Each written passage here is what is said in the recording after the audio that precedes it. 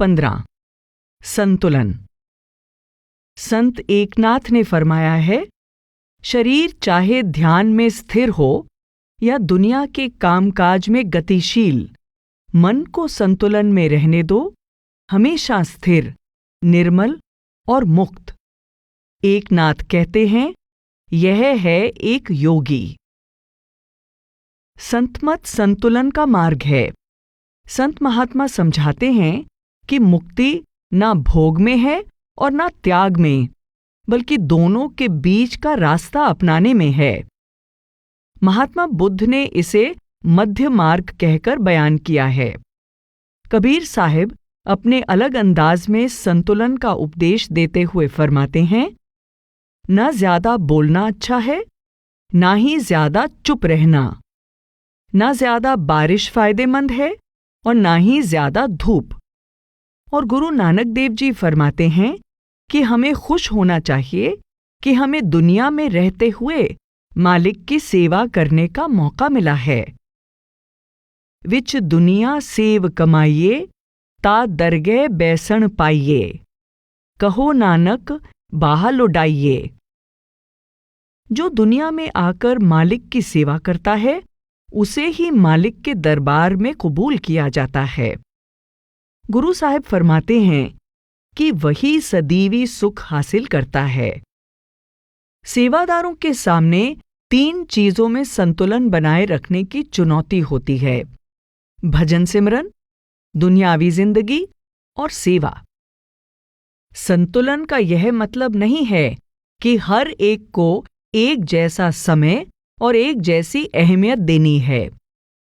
कोई शक नहीं कि भजन सिमरन हमारी प्राथमिकता है, लेकिन हमें अपनी दुनियावी जिंदगी को भी वक्त देना है।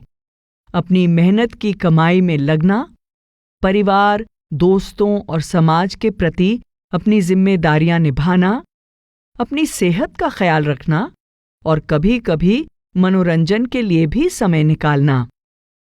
तन की सेवा अनमोल है, लेकिन यह जिंदगी के अन्य कार्यों के अलावा है। इसलिए हमें बाहरी सेवा, भजन सिमरन और दुनियावी जिम्मेदारियों से समझौता किए बिना करनी है। एक सेवादार अपनी सेवा बड़ी कुशलता और लगन से किया करता था। सेवा के प्रति उसकी भावना पर जल्दी ही सबका ध्यान गया। एक दिन दूसरे जत्थे के सेवादारों ने उससे पूछा कि क्या वह उनके जत्थे के साथ भी कुछ सेवा करना चाहेगा। चूंकि उस सेवादार की यह सोच थी कि सेवा को कभी ना नहीं करनी चाहिए, इसलिए वह उस सेवा के लिए राजी हो गया।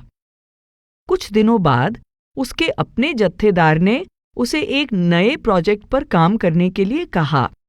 सेवादार ने वह काम भी कबूल कर लिया।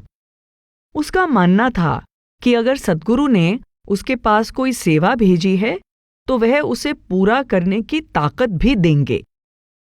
अपना ध्यान दूसरी चीजों से हटाकर उसने अपने समय को ढंग से व्यवस्थित किया और जल्दी ही वह उन तीनों सेवाओं को एक साथ संभालते हुए बड़े अच्छे ढंग से सेवा करने लगा। फिर उसे चौथी जिम्मेदारी दी गई। सेवादार ने बड़े ही शांत मन से कहा, जी जरूर, और उसे भी हाथ जोड़कर स्वीकार कर लिया। हालांकि वह सब सेवाएं अच्छे से कर रहा था, लेकिन अब उसके पास बहुत कम समय बचता था। उसने भजन सिमरन के साथ समझौता करना शुरू कर दिया। कई बार भजन सिमरन में बैठ जाता, तो कई बार वह भजन बंदगी का समय सेवा का काम पूरा करने में लगा देता था। आखिर एक बार उसके जत्थेदार ने किसी मुश्किल सेवा के काम में उससे मदद के लिए कहा। सेवादार जानता था कि अब वह और सेवा लेने की हालत में नहीं है, लेकिन वह सेवा को इनकार नहीं कर पाया।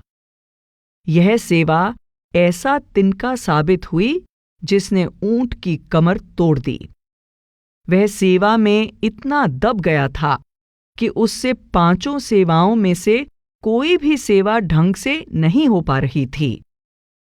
वह अपना भजन सिमरन नहीं कर पा रहा था, अपने परिवार की और नौकरी की जिम्मेदारी नहीं निभा पा रहा था।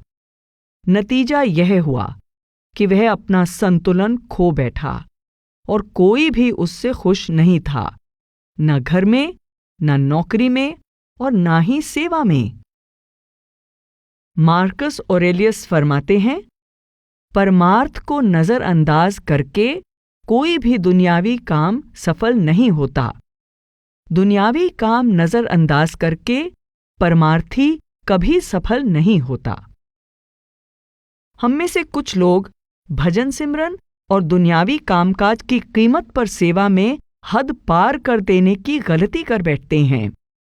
हमारी यह धारणा भी गलत है कि सेवा को कभी ना नहीं करनी चाहिए। कई बार हालात ऐसे होते हैं जब सेवा को न कहने में ही अक्लमंदी होती है।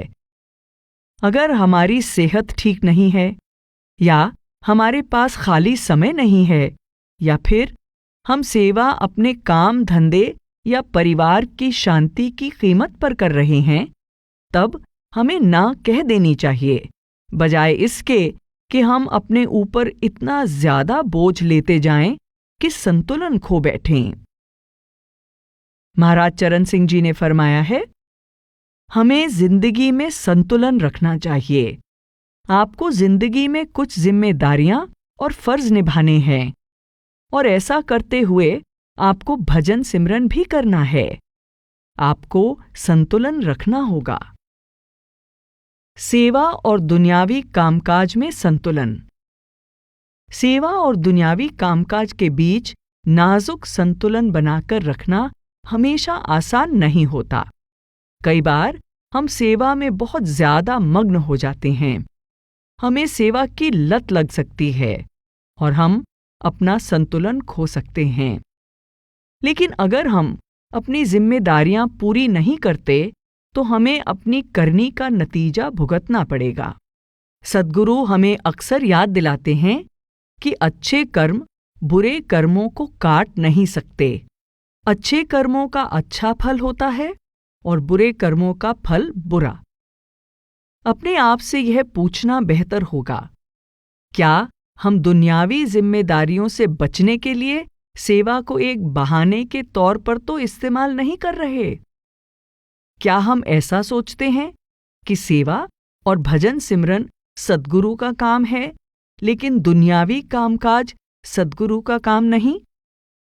बाबा जयमल सिंह जी ने एक बार बड़े महाराज जी से कहा था, आप जो कुछ भी सरकारी या दुनियावी काम करते हैं, सब सद्गुरु का ही काम है।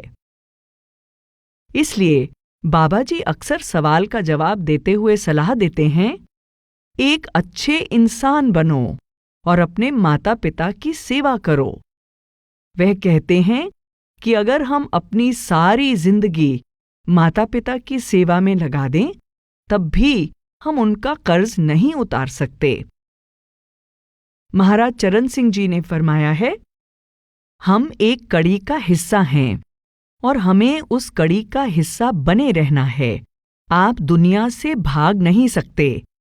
आपकी कुछ जिम्मेदारियां हैं, कुछ फर्ज हैं, अपने देश के प्रति, अपने परिवार, अपने बच्चों के प्रति। आपको वे सभी फर्ज और जिम्मेदारियां निभानी हैं। अगर हम अपने परिवार की जिम्मेदारियां पूरी नहीं करते तो घर में सब हमसे नाराज हो जाएंगे। अगर घर में आपसी तालमेल नहीं है तो हम सेवा और भजन सिमरन में ध्यान नहीं लगा पाएंगे, और अगर हम भजन सिमरन ही ढंग से नहीं कर पाते हैं तो फिर इतनी सेवा करने का क्या फायदा है। इसी तरह अगर हम सेवा के कारण अपनी सेहत का ध्यान नहीं रखते, तब समय के साथ हमारी सेहत खराब हो जाएगी। फिर ना तो हम भजन सिमरन कर पाएंगे और ना ही सेवा। अगर हम सेवा के कारण अपने काम धंधे की तरफ ध्यान नहीं देते हैं तो हम अपनी रोजी रोटी नहीं कमा पाएंगे और इसका असर हमारे भजन सिमरन पर पड़ेगा। इसलिए दुनियावी कामकाज को नजरअंदाज नहीं किया जा सकता। इस नाजुक संतुलन को खो चुके एक सत्संगी को जवाब देते हुए हुजूर महाराज जी ने सलाह दी, मैं आपके जज्बात को समझता हूँ और गुरु के लिए आपके एक चित्त प्यार की सराहना करता हूँ, लेकिन दूसरे लोगों और परिवार के सदस्यों के लिए आपकी कुछ जिम्मेदारियां और फर्ज हैं। गुरु से प्यार करें, लेकिन उन्हें भी वह दें जिसके वे हकदार हैं। एक संतुलित जिंदगी जीने का मतलब है कि हम अपनी सारी जिम्मेदारियां निभाएं, दुनियावी भी और परमार्थी भी। इसका यह भी मतलब है कि कुछ आराम भरे पल भी बिताएं, वरना जिंदगी बहुत नीरस और कार्यवाही बनकर रह जाएगी। जब मन पर बहुत दबाव होता है और उसे आराम के पल नहीं मिलते, तो वह निराशा से भरी प्रतिक्रिया करता है। हर बार जब हम हद पार करते हैं और संतुलन खोने लगते हैं, तो हमारी अंतरात्मा हमें सचेत करती है। हमें हमेशा अपनी अंतरात्मा की आवाज सुननी चाहिए, उसे कभी नजरअंदाज नहीं करना चाहिए। जब हम खुद पर काबू नहीं रख पाते, तो हम अपना संतुलन भी खो देते हैं। महाराज चरण सिंह जी ने फरमाया है, आप जो कुछ भी करें, अपनी मंजिल और मकसद को ध्यान में रखें। इस दुनिया में काम करें, इस दुनिया में रहें और इस दुनिया का आनंद लें, लेकिन उस मंजिल को कभी न भूलें और न ही उस संतमत को छोड़ें जिस पर चलकर हमें वहां पहुंचना है। सेवा और भजन सिमरन के बीच संतुलन। तन की सेवा और भजन सिमरन दोनों सेवाएं हैं, लेकिन वे ना तो एक जैसी हैं, ना ही एक दूसरे की जगह ले सकती हैं। हर सेवा का अपना एक मकसद है, अपनी अहमियत है। तन की सेवा का मकसद है बर्तन को साफ करना, ऐसा माहौल बनाना जो भजन सिमरन में मदद करे और हमें शब्द से जुड़ने के काबिल बनाए। अगर हम सिर्फ बर्तन साफ करने में ही लगे रहे, लेकिन इसे शब्द के अमृत से नहीं भरा, तो बर्तन साफ करने का मकसद पूरा नहीं होगा। महाराज चरण सिंह जी ने फरमाया है, सेवा से हमें भजन सिमरन में मदद मिलनी चाहिए। सेवा भजन सिमरन की जगह नहीं ले सकती। कई बार हम घंटों बाहरी सेवा में लगे रहते हैं और फिर खुद को तसल्ली देने लगते हैं, आज मैंने अपना भजन सिमरन पूरा नहीं किया, लेकिन मैंने सेवा में इतने घंटे लगाए हैं, मैं सद्गुरु का काम ही तो कर रहा था। यकीनन सेवा मेरे भजन सिमरन की कमी की भरपाई कर देगी, लेकिन क्या बाहर की सेवा कभी आंतरिक सेवा की कमी को पूरा कर सकती है? हमारी जिंदगी का मकसद है अपने ख्याल को दुनिया से और अपने शरीर से हटाकर आंखों के पीछे तीसरे तिल पर इकट्ठा करना। इस मकसद को हासिल करने के लिए हमें हर तरह से पूरा टिकाव चाहिए, लेकिन तन की सेवा में हम हमेशा हिलते डुलते रहते हैं, बातें करते रहते हैं। फिर हमारे अंतर में जाने के मकसद को यह बाहर की सेवा कैसे पूरा कर सकती है? अगर मुक्ति हासिल करने के लिए बाहरी सेवा में लगे रहना ही जरूरी होता, तो क्या सद्गुरु हमें यह छोटा रास्ता पहले ही ना बता देते? अगर हम इतनी ज्यादा बाहरी सेवा कर रहे हैं कि भजन सिमरन का समय ही नहीं मिलता, या हम इतना थक जाते हैं कि भजन सिमरन ही नहीं कर पाते, तो हमें खुद से पूछना चाहिए कि क्या हमने गुरु की सबसे बुनियादी तालीम पर अमल किया है? बाबा जयमल सिंह जी ने फरमाया है, भजन सिमरन के ऊपर कुछ भी नहीं है, सब उसके बाद आता है। भजन सिमरन और सेवा में संतुलन रखने की कोशिश करते हुए हो सकता है हम कई बार एक हद से दूसरी हद तक चले जाएं। एक बार एक सेवादारनी ने सवाल जवाब के प्रोग्राम में बाबा जी से कहा कि उसकी सेवा उसे बहुत परेशान कर रही है। उसने कहा, उसे बड़ी उलझी हुई शख्सियतों से निपटना पड़ता है, जिस वजह से उसे भजन सिमरन के दौरान ध्यान एकाग्र करने में परेशानी होती है। उसने पूछा कि क्या वह अपने भजन सिमरन पर ध्यान दे और सेवा छोड़ दे। बाबा जी ने जवाब दिया कि हमारी सोच हमारे नजरिए पर निर्भर है। उन्होंने कहा कि अगर उसे लगता है कि वह यह सब नहीं संभाल पा रही है, तो थोड़े समय के लिए सेवा से छुट्टी लेने में कोई हर्ज नहीं है और बाद में वह फिर से सेवा शुरू कर सकती है। उन्होंने आगे कहा कि अगर सेवा के बारे में हमारा नजरिया सही है, तो फिर यह सब कभी रुकावट नहीं बनते। उन्होंने पूछा, क्या यह ज्यादा आसान नहीं है कि हम अपनी सोच को ही सही कर लें? दूसरी ओर हम सोच सकते हैं कि क्या दिन में 10 या 12 घंटे की सेवा 2.5 घंटे के भजन सिमरन के बराबर नहीं है? क्या हम गुरु से अपने प्रेम का इजहार सिर्फ सेवा के जरिए नहीं कर सकते? लेकिन सद्गुरु ने इस बात को बिल्कुल स्पष्ट किया है। देने का भी एक जरिया है, लेने का भी एक जरिया है। भजन सिमरन ही वह जरिया है। सद्गुरु ने हमें 4 तरह की सेवा दी है और हर सेवा का अपना अलग मकसद है। जब तक हमारे हालात साथ देते हैं, सेवा को ना क्यों करें? चारों सेवा क्यों ना करें और प्रेम के जज्बे को बहने दें। गुरु अर्जन देव ने फरमाया है, तन मन धन अर्पी सबहो, सगल वारिये इहि जिंद।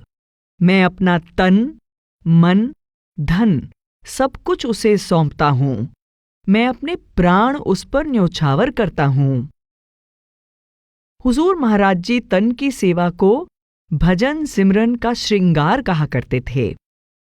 किसी सत्संगी ने एक ऐसे सेवादार का जिक्र किया जो हर एक की बड़ी लगन से सेवा किया करता था। वह इतनी सेवा करता था और उसकी सोच इतनी अच्छी थी कि आप उसको शुक्रिया भी अदा नहीं कर पाते थे, उसकी तारीफ भी कर नहीं पाते थे।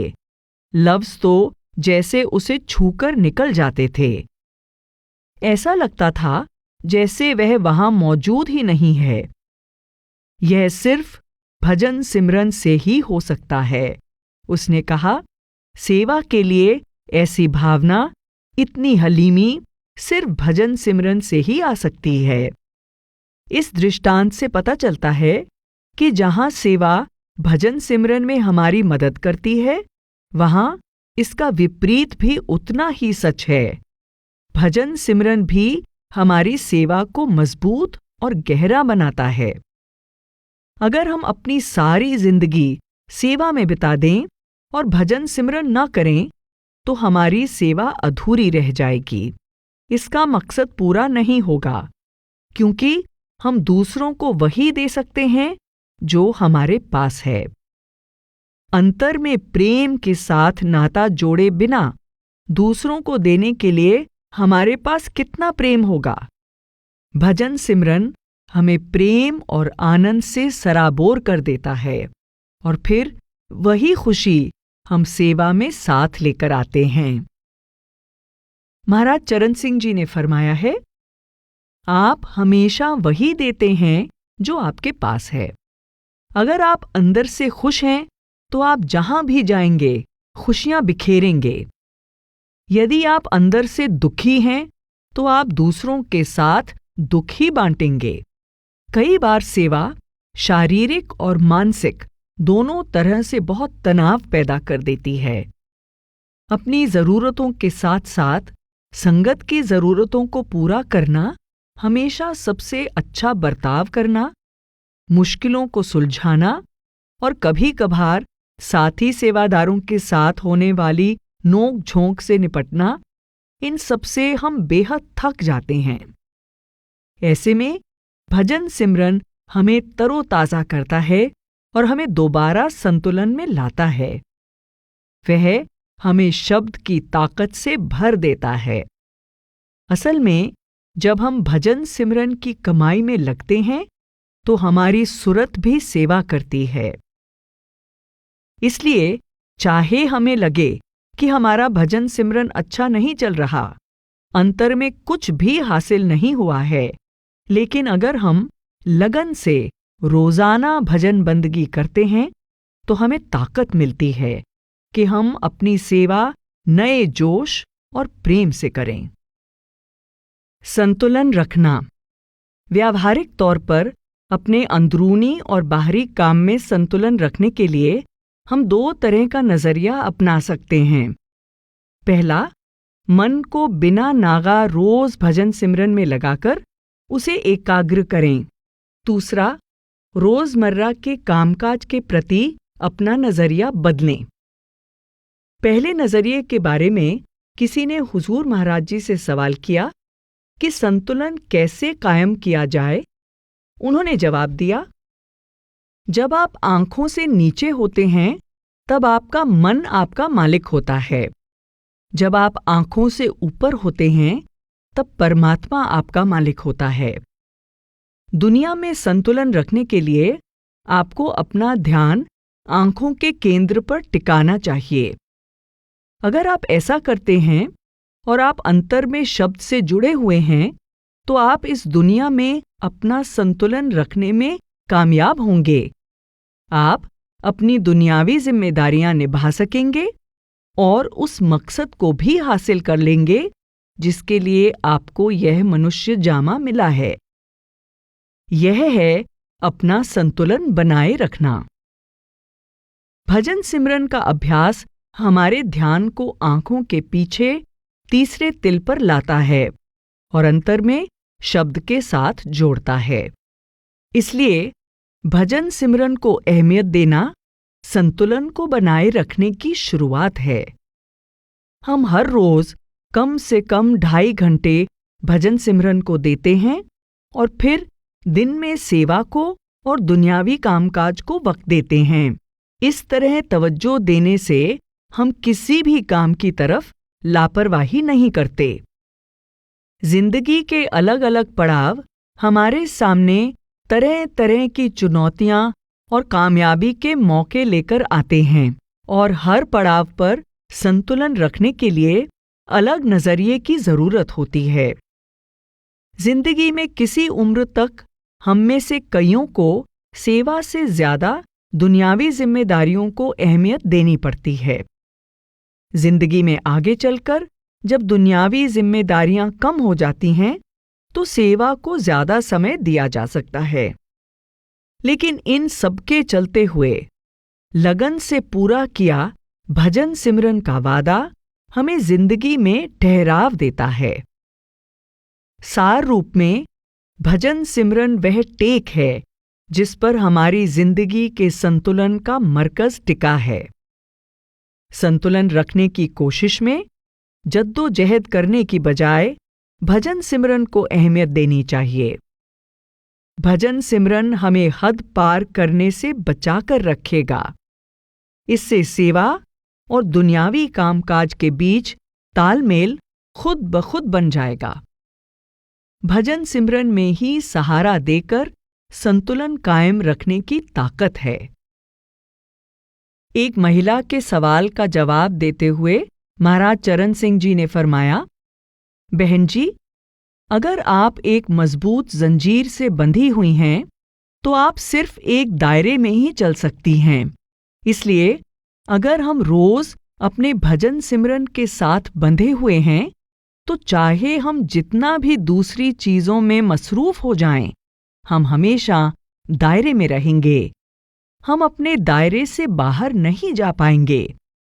लेकिन अगर जंजीर टूट जाती है तो फिर आप जरूर बह जाएंगी क्योंकि आप उसमें फंस गई हैं। इसलिए भजन सिमरन की जंजीर टूटनी नहीं चाहिए। संतुलन रखने की हमारी कोशिश का दूसरा हिस्सा है रोजमर्रा के कामकाज में अपना नजरिया बदलना।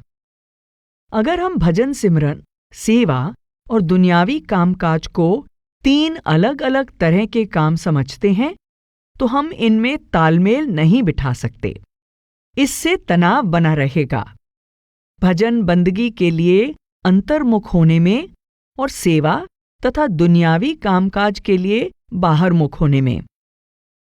इस तरह संतुलन बनाने की कोशिश में हम एक हद से दूसरी हद के बीच झूलते रहेंगे। लेकिन सद्गुरु दुनियावी और रूहानी जिंदगी के बीच कोई फर्क नहीं देखते। वह हमें उस नजरिए को बदलने के लिए कहते हैं जिससे हम अपनी जिंदगी को देखते हैं। बाबा जैमल सिंह जी द्वारा महाराज सावंत सिंह जी को लिखी चिट्ठियों का एक मजमून यह था कि अंदरूनी और बाहरी दोनों ही काम सद्गुरु के काम हैं। उन्होंने फरमाया, सब काम उसी का है। जहां भी वे आपको रखें, खुश रहें और जो भी काम आप करते हैं उसे सद्गुरु का काम समझकर करें। जब हम इस नजरिए से देखते हैं कि सब कार्य उसी के हैं, तो हमें रोजमर्रा के कामकाज में अपने नजरिए में बहुत तब्दीली नजर आती है। जब हम हर कार्य को सद्गुरु का कार्य समझकर करते हैं तो वह अपने आप सेवा बन जाता है। हुजूर महाराज जी से किसी ने एक बार पूछा कि क्या दुनियावी कामकाज को सेवा के नजरिए से देखने का कोई तरीका है? उन्होंने जवाब दिया, अगर आप 24 घंटे परमात्मा और सद्गुरु को अपने दिल में रखते हैं तो जो कुछ भी आप करते हैं वह सेवा है। इसमें ध्यान देने वाला लफ्ज है अगर।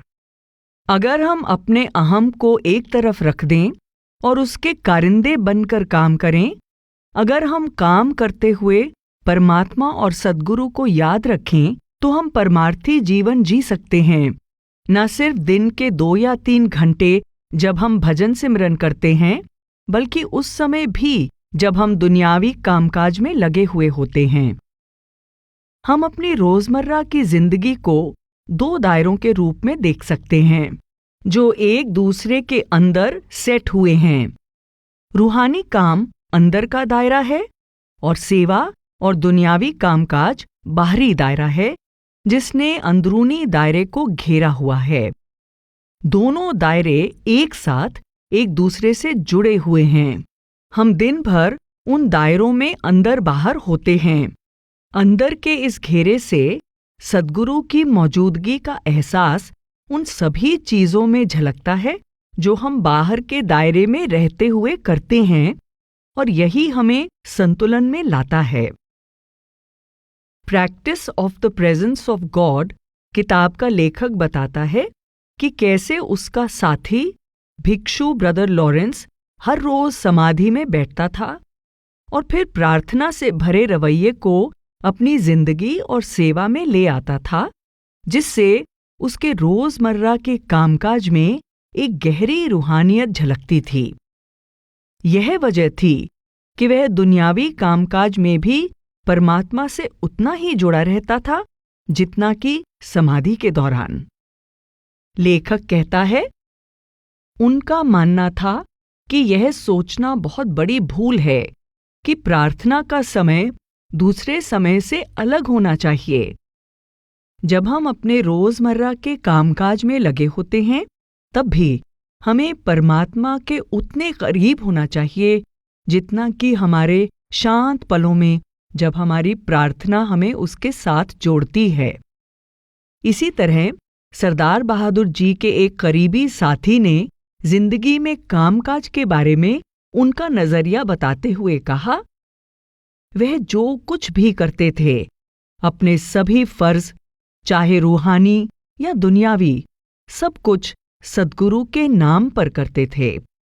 जब हम युवा थे तब नामदान मिलने के बाद वह हमेशा समझाते थे कि हम जो कुछ भी करें, चाहे वह हमारा भजन सिमरन हो या किसी इम्तिहान के लिए पढ़ाई या किसी तरह का सरकारी काम, हमें उसे सद्गुरु के नाम पर और सद्गुरु के लिए करना चाहिए।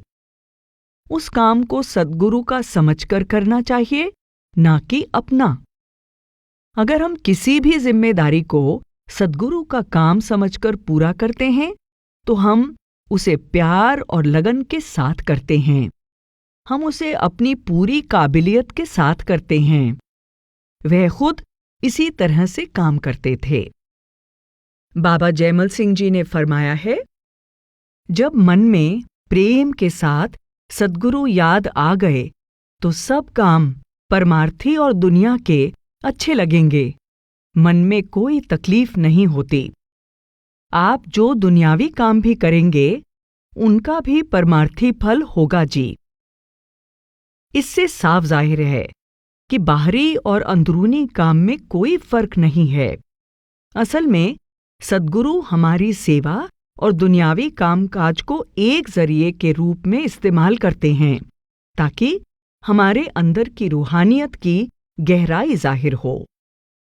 जैसे जैसे इस बात की ताकत और गहराई समझ आने लगती है, हमें एहसास होने लगता है कि सब कुछ सेवा में ही शामिल है। शरीर से की जाने वाली सेवा सेवा है, भजन सिमरन सेवा है, और जब हम अपने दुनियावी कामकाज को मन की सेवा से जोड़ देते हैं और उसे सद्गुरु का काम समझकर सही नजरिए से करते हैं, तो हमारे दुनियावी काम भी सेवा बन जाते हैं।